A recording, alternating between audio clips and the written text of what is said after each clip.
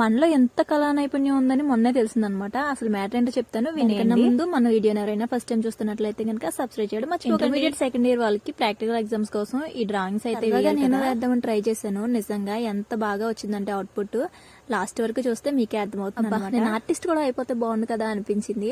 ఏంటి ఈ ఒక్క డయాగ్రామ్ కి ఎంత అలా ఫీల్ అయిపోతున్నాను అనుకో. ఏదైనా ఒక్కదాంతోనే కదా స్టార్ట్ అయ్యేది. మనం ప్రయత్నం చేస్తేనే కదా మనకి ఫలితం తగ్గేది, మనం అనుకున్నది సాధించేది. ఈ డయాగ్రామ్ ని ఎందుకు వేయాలనుకున్నానంటే వేరే వాళ్ళకి వేయడం రావట్లేదంట, వాళ్ళు నా దగ్గర తీసుకొచ్చారు. అందుకని చెప్పి నాతో పాటు వేరే షీట్ లో నేనేమన్నా తక్కువ అంటూ మా వారు కూడా వేశారనమాట. కానీ దానికి రూపురేఖలు లేకుండా పోయింది. ఇదేం డయాగ్రామ్ కనిపెట్టి ముందుగానే గెస్ట్ చెప్పండి. ఈ డయాగ్రామ్ వేయడానికి నాకు కరెక్ట్ గా 45 మినిట్స్ అయితే పట్టింది. వేయడానికి 45 మినిట్స్ అయినా ఇది ఎడిట్ చేయడానికి మాత్రం ఒక డే పట్టింది. మధ్య మధ్యలో చాలా చోట్ల అరెస్ట్ చేస్తాను అనమాట.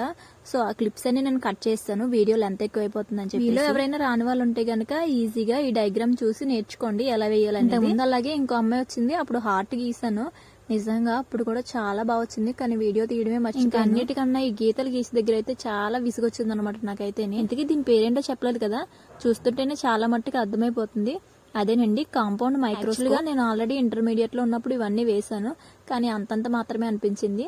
ఇదే ఎందుకు బాగా వచ్చింది అనిపించింది, అందుకనే వీడియో తీసి ఏదైనా పని సక్సెస్ఫుల్ గా కంప్లీట్ చేస్తే దానిలో వచ్చే హ్యాపీనెస్ వేరు కదా. మీరు కూడా ఎవరైనా గనక మీలో ఉన్న టాలెంట్ ని గుర్తించకపోతే ఇప్పటి వరకు వెంటనే గుర్తించేసి నీ ప్రయత్నాన్ని మీరు కామెంట్ రూపంలో మెచ్చుకుని ఒక లైక్ ఇచ్చి వెళ్ళడం మాత్రం అసలు. మరి మీరు సపోర్ట్ చేస్తేనే కదా మనలో ఉన్న టాలెంట్ మొత్తం తండుకుని బయటకు వచ్చేసి. మీకు ఇంకా ఏమైనా డయాగ్రామ్స్ వేయాలి అనుకుంటే గనక కామెంట్ చేసి చెప్పండి, అవి కూడా వేయడానికి ట్రై చేస్తాను. కానీ ఏదైనా వీడియో తీస్తే ఎడిట్ చేయడం కొంచెం సింపుల్ గానే అనిపిస్తుంది, కానీ వాయిస్ ఓవర్ ఇవ్వడం మాత్రం చాలా కష్టంగా అనిపిస్తుంది.